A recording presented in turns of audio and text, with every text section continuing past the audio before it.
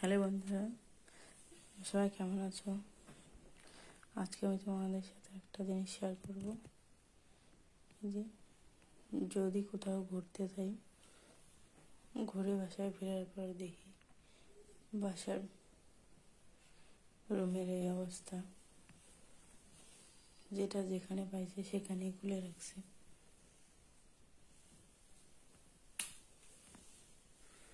সব জায়গায় এলোমেলো করে রাখছে।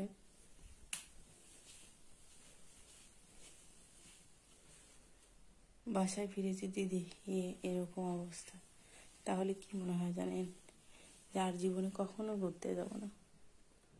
বন্ধুরা, তোমাদের যদি আমার এই ভিডিওটি ভালো লেগে থাকলে তাহলে তোমরা কিন্তু অবশ্যই লাইক করবে আর কমেন্ট করে বলবে কার কার বাসায় এরকম হয়।